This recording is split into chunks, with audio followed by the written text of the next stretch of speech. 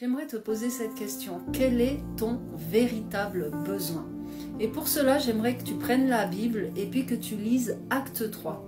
Acte 3 parle de la guérison d'un paralytique. Donc moi, je vais te le résumer, mais j'aimerais vraiment t'inviter à ce que tu puisses prendre toi un moment pour lire ce passage, parce que je crois que véritablement la parole de Dieu demeure la parole de Dieu, et puis avec le souffle de l'Esprit, demande à l'Esprit de Dieu qui puisse te parler particulièrement à travers ce passage.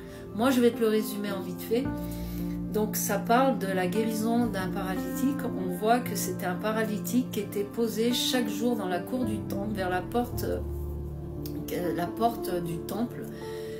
Et on peut lire que ce paralytique était posé chaque jour et c'était pour qu'il puisse faire l'aumône. La porte de mémoire s'appelait la belle porte.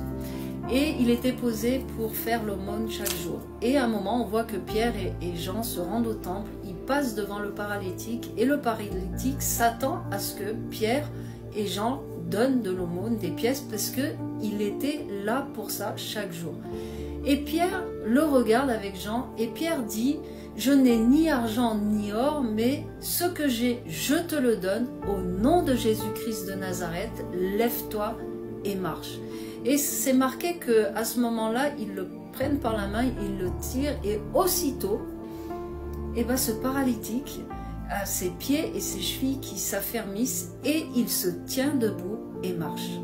Et moi, je te parle de cette histoire pour que tu réalises, par rapport au titre que je t'ai donné au début, quel est ton véritable besoin. Et si je te lis ce passage, je te le résume, pardon, c'est juste pour te faire prendre conscience que ce paralytique avait oublié quel était son véritable besoin. C'était celui de marcher. Il avait oublié parce qu'il était là en faisant l'aumône. Il pensait que ce besoin de faire l'aumône était celui qui était essentiel. Et pourtant non, parce que au passage de Pierre qui était revêtu de l'Esprit de Dieu, puisque c'est après Acte 2 où ils ont été revêtus de l'Esprit de Dieu, à ce moment-là, on voit qu'il présente Jésus-Christ de Nazareth et il ramène le véritable besoin de cet homme, c'est d'être guéri. Et moi, j'aimerais t'encourager à te poser et puis à voir tout ce qui crie en toi et qui n'est pas forcément le besoin essentiel dans ta vie. Quel est ce besoin que tu as besoin finalement, celui qui est essentiel et qui crie en toi? Et puis tu peux te rendre compte qu'on est dans une génération qui est beaucoup dans ce que je peux appeler le m'as-tu vu.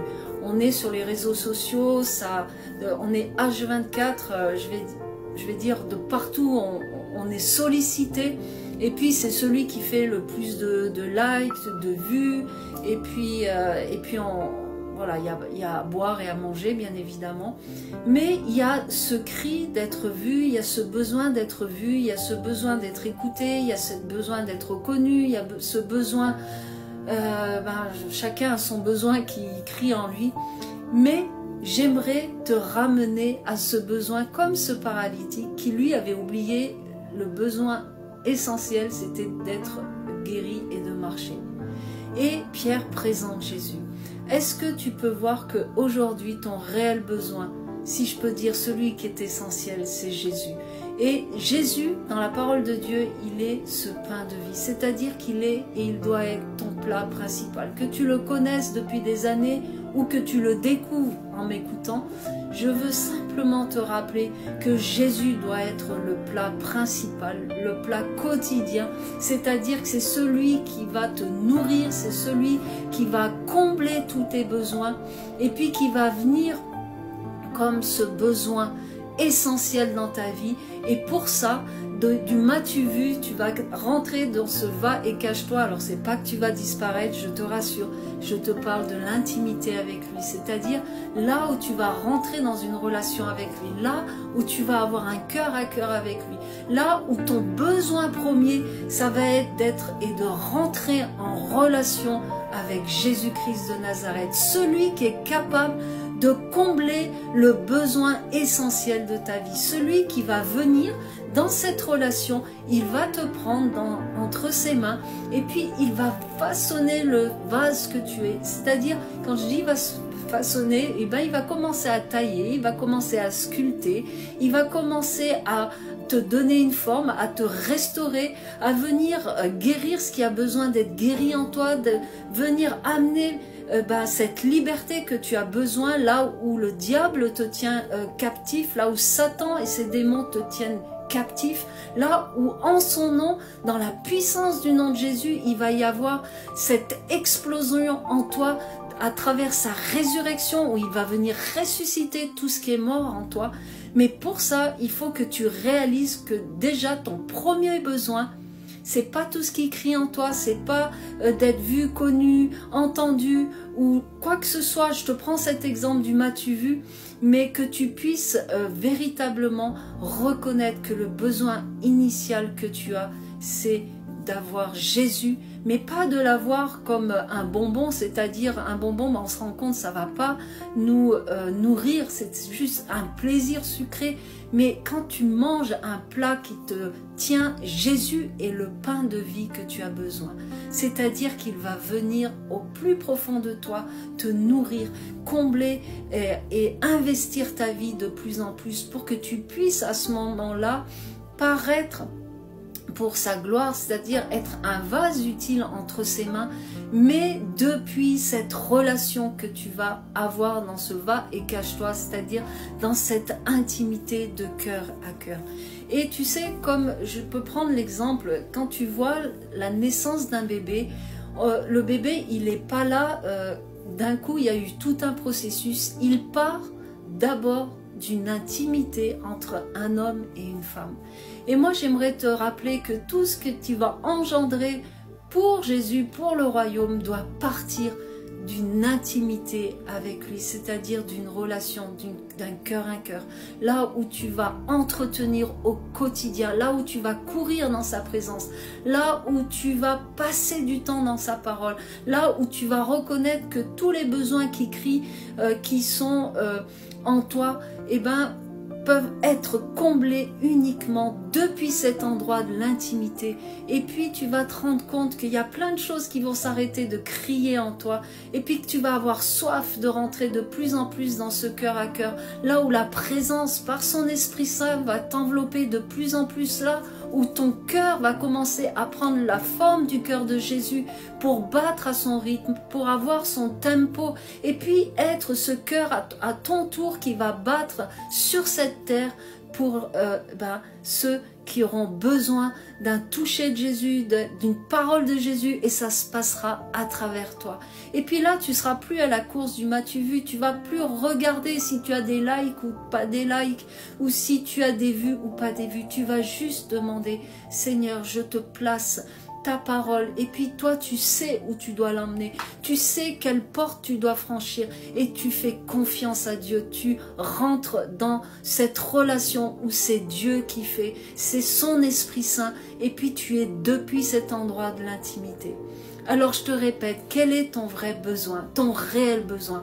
Est-ce que tu es comme ce paralytique qui pensait que son besoin c'était d'avoir quelques pièces, ou tu réalises que ton besoin initial, c'est de rencontrer Jésus-Christ de Nazareth, celui qui est capable de te délivrer, celui qui est capable de te guérir, celui qui est capable de venir consolider en toi ce qui a besoin d'être consolidé ou restauré, celui qui est capable de d'ôter toute oppression juste à la mention de son nom.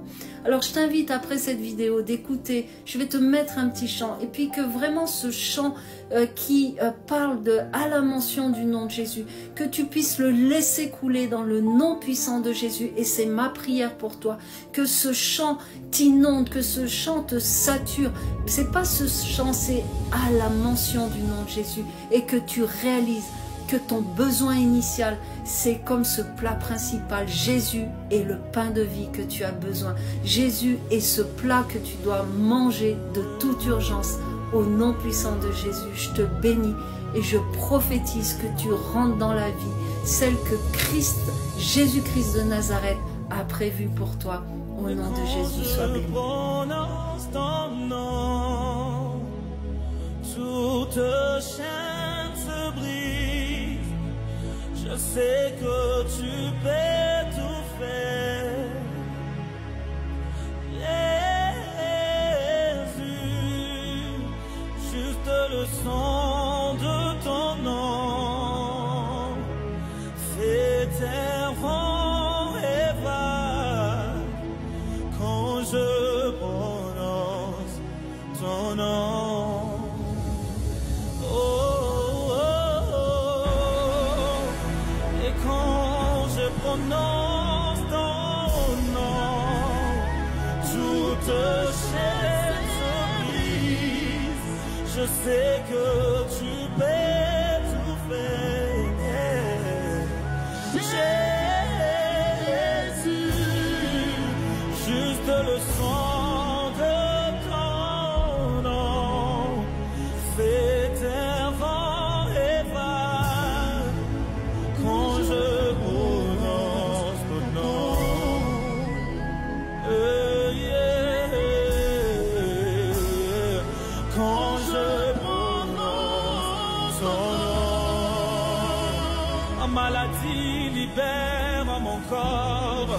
Quand je prononce ton nom, je suis libéré. Quand je prononce ton nom, je suis délivré. Quand je prononce ton nom,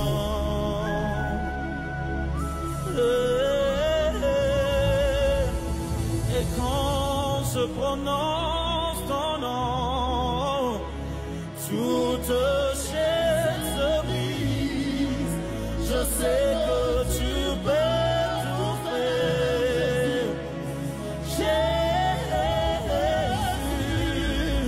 juste le son de ton nom fait errant et vague quand je prononce ton nom.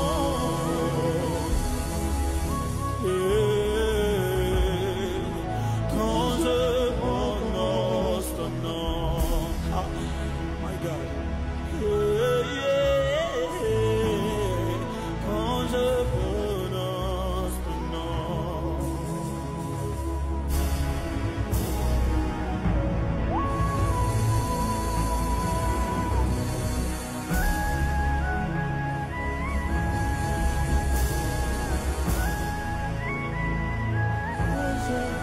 Prononce ton nom, toute chaîne s'ébrise. Je sais que tu peux tout faire.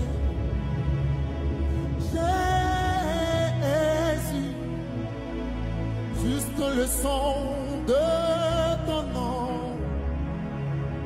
fait errant et vague quand je prononce